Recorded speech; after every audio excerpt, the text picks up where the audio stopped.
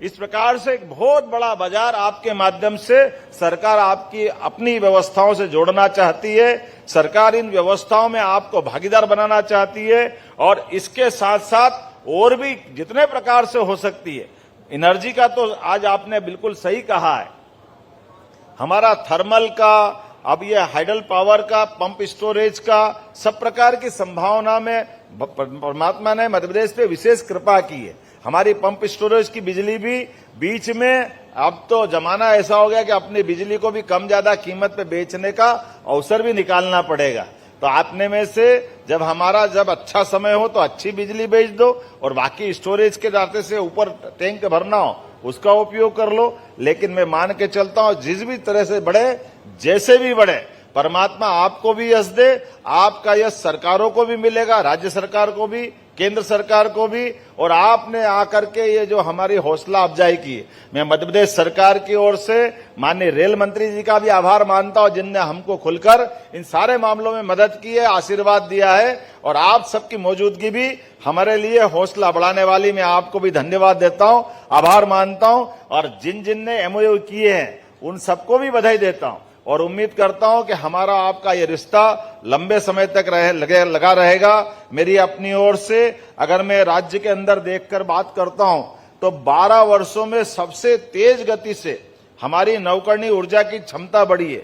ये क्षमता हो गई 15% कम नहीं होती है, जिसमें वर्तमान में हमारे राज्य में 9,300 मेगावाट से अधिक नवकरणीय ऊर्जा के हमारा अपना ये स्रोत बना है। इसी आधार पर जब नीमच में 170 मेगावाट का पीपीपी मॉडल पर यहां जो एग्रीमेंट हो रहा है, जिसमें 25 साल तक आने वाले समय में ये उपलब्धि रहेगी, जोरदार अभिनंदन करें अपने नीमच के प्रोजेक्ट के लिए।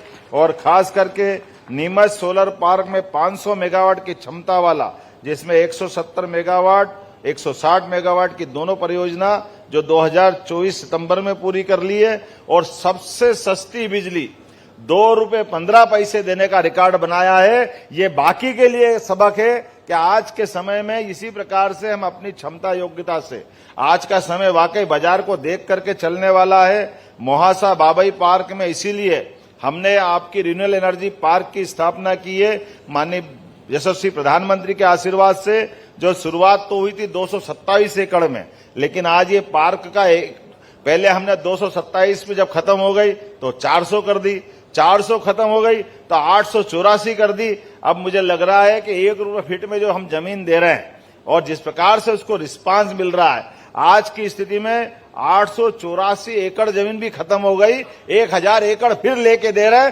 ताकि आपके माध्यम से रिन्यूएबल एनर्जी का ये पार्क अपनी क्षमता को भी और डबल करे। ऐसे कई सेक्टर में जिस प्रकार से मदद मिल रही है, मैं मान के चलता हूं हमारे यशस्वी प्रधानमंत्री के उस भाव के आधार पर कि जब हम अपने रिन्यूएबल एनर्जी का सेक्टर बढ़ा रहे हैं, ऐसे में मध्य प्रदेश इन सभी परियोजना के लिए भारत सरकार के 500 गीगावाट नवकरणीय ऊर्जा के लक्ष्य को पूरा करने में मदद करेगी। आज के इस अवसर पर एक बार फिर मैं आप सबका धन्यवाद अदा करता हूं और एक बार आपका स्वागत करता हूं। बहुत बहुत धन्यवाद। भारत माता की जय।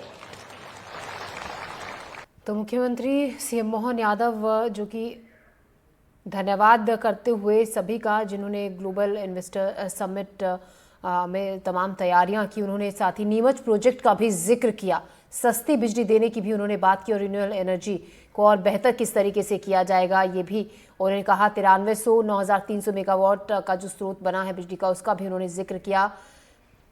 तो ग्लोबल इन्वेस्टर्स समिट, जहां पर आज प्रधानमंत्री नरेंद्र मोदी पहुंचे और ग्लोबल इन्वेस्टर्स समिट 2 दिन तक चलने वाले इस महाआयोजन का शुभारंभ प्रधानमंत्री नरेंद्र मोदी के हाथों किया गया। 8 देशों के उच्चायुक्त, 7 देशों के कॉन्सुलेट जनरल इसमें शामिल हो रहे हैं। 60 से ज्यादा देशों के प्रतिभागी हैं जो इस समिट में पहुंच रहे हैं। देश और विदेश के बड़े बड़े उद्योगपति इस समिट में हिस्सा लेने के लिए पहुंचे हैं। आपको बता दें, जिम्बाब्वे के उप मुख्यमंत्री सहित 10 देशों के राजदूत भी इसमें हैं।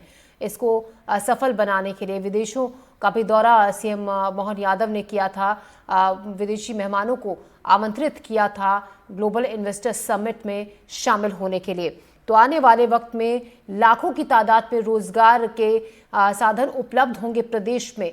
ग्लोबल इन्वेस्टर्स समिट में जिस तरीके से निवेशकों को आमंत्रित किया गया, प्रदेश में जो निवेश करने की तमाम संभावनाएं हैं, जिस तरीके से जो संसाधन उपलब्ध हैं प्रदेश में, कच्चा माल जिसकी उपलब्धता है अच्छी खासी मात्रा में, उन सभी बातों का जिक्र, उन बातों में चर्चा इस ग्लोबल इन्वेस्टर समिट में की जाएगी। जो निवेशक यहाँ पर पहुंचे हैं, बड़े उद्योगपति यहाँ पर पहुंचे हैं, उनको बताया जाएगा कि प्रदेश में अगर वो निवेश करते हैं किस तरीके से उनके लिए बेहतरी होगी, किस तरीके से उन्हें और राज्य के मुकाबले यहाँ पर जो कच्चा माल है वो सस्ते दामों पर उपलब्ध होगा, और जो तमाम यहाँ पर संसाधन और योजनाएं उपलब्ध हैं उनके बारे में उन्हें बताया जाएगा।